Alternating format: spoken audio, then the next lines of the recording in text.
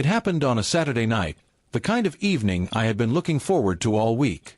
My girlfriend, Lila, and I were invited to her coworker's birthday party, a big event she had been excited about for days. I'd gone mostly for her, wanting to show support and meet some of her friends. I didn't expect it to be my favorite way to spend a weekend, but I figured being there with her would make it fun. I was wrong. From the moment we arrived, Lila was surrounded by people. She laughed easily, introduced me to a few of her colleagues, and then drifted into conversations that didn't really include me. I didn't mind at first. She was social, and I understood that. But as the night went on, I found myself standing on the sidelines, sipping a drink that had lost its taste an hour ago. I watched her talking animatedly with her friends, glowing in the light of attention. She was radiant, confident, funny, full of life. And I felt invisible. Maybe I shouldn't have, but I did. I wasn't angry, just quietly out of place. Then it happened. One of her friends teased, "Lila, you're too quiet tonight." Lila laughed and said, "Oh, please. I just wish I came alone. I'd probably have more fun." Everyone chuckled.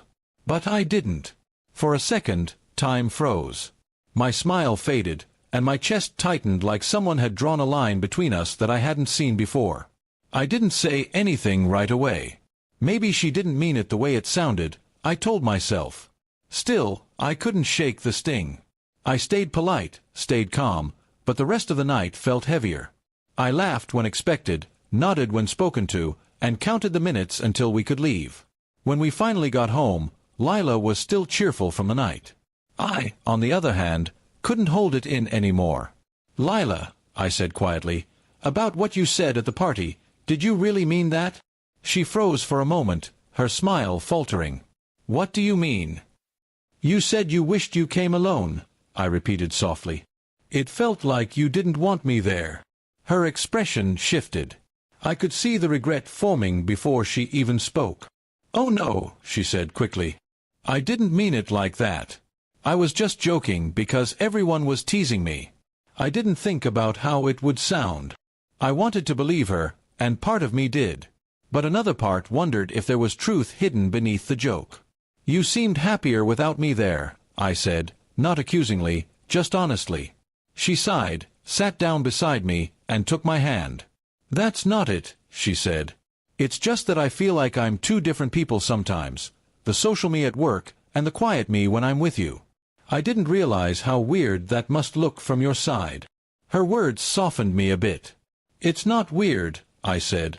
"I just don't want to feel like I'm dragging you down." She squeezed my hand tighter. "You're not. You're my calm in the noise. But I guess I forgot to make you feel like you belonged there too." That night, we talked longer than we had in weeks. We didn't argue, we reflected. She told me how she often felt pressure to be the fun one in her group, and sometimes she didn't even realize how her jokes might land. I told her that I needed reassurance sometimes, not because I doubted her feelings, but because I wanted to feel seen when the world around her was so loud. By the time we went to bed, something had shifted. Not in a dramatic way, but in a quiet, grounding way, like two people finally tuning into the same frequency. She apologized again in the morning, not out of guilt but understanding. "I should have remembered you were part of my night too," she said with a small smile. Over the next few weeks, she started including me more in her world, introducing me more thoughtfully, asking if I was comfortable, checking in during events. And I, in turn, tried to meet her halfway, being more open, joining conversations, not fading into the background when I felt out of place. We both grew a little, and it made all the difference. Looking back, that one careless sentence could have become a wedge between us. Instead, it became a turning point. We learned that love isn't just about avoiding hurt, it's about how you handle it when it happens. Sometimes, it takes a small misunderstanding to reveal a big truth. People who care will always choose to understand rather than to win. Now, when we go out together, I don't feel like a shadow beside her. And she doesn't feel like she has to be two versions of herself. We've found a middle ground, one where she can shine, and I can stand beside her, not behind her. And the funny thing is, we actually have more fun that way, together exactly as we are.